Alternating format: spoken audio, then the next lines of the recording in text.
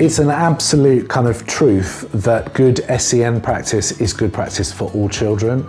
And if any school is looking to improve the quality of what it offers for children with additional needs, the reality is that all children will be supported and lifted by that focus.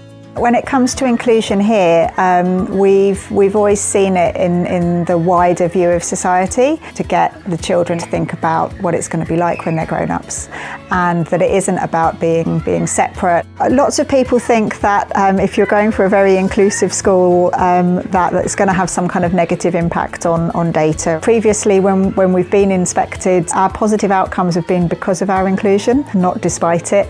And parents tell us that they choose our school for exactly those reasons, and they see that their children are becoming really rounded citizens. So when Miriam said to me, let's work with community playthings, that they're going to design some workstations for us yes, it was not a difficult decision.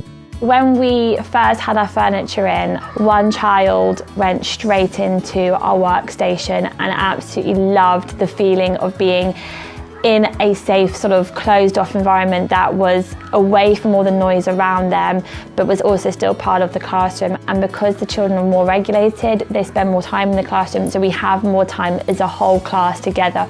There's one child who's autistic, doesn't really have language yet, but now, having seen what you've designed for him, he explores through touch, and he touches the wood and he runs his fingers around, and it's really sturdy and it doesn't fall over when he pushes it, which the old setup used to.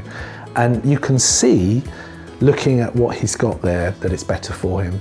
His day-to-day offer has improved, and that will have an impact long-term on his outcomes. We've always had workstation setups in the classroom, just kind of a table against the wall with wobbly screens. And what's been really great about the community playthings equipment is that they look like the other furniture in the classroom. So children can do their independent work but still be in. It just looks like it was always there. In one of the classrooms, where a very particular set of needs this year in terms of physical disabilities, and we kind of did 3 or 4 different configurations before we got to the one that was really going to work for that class. But also then when the children and the child with that particular level of need was talking about it the next day, and he said, "Oh, this is amazing, thank you so much, because I was reading in there with my friends today and I couldn't do that before and I couldn't reach the books." The time that they can sit and complete a task has definitely increased, that they're way more focused than they were before.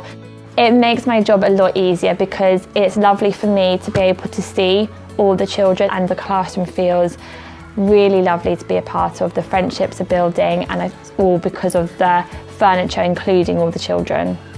Since we've had the furniture installed in the classroom, one of our children with SEN is always in the reading corner with the other children, and that is what we want. We want the children to be integrating together. And we thought some of our classrooms are really quite small, and actually seeing the community playthings equipment zoning off areas of the classroom has really made our small classrooms feel bigger. So that argument of, oh well, their workstation's in the corridor because there isn't room for it, actually, no, that doesn't need to be the case at all. And for us, it goes back to the vision of the school, which is about love, equality and compassion, and it's about who you choose to value in your community.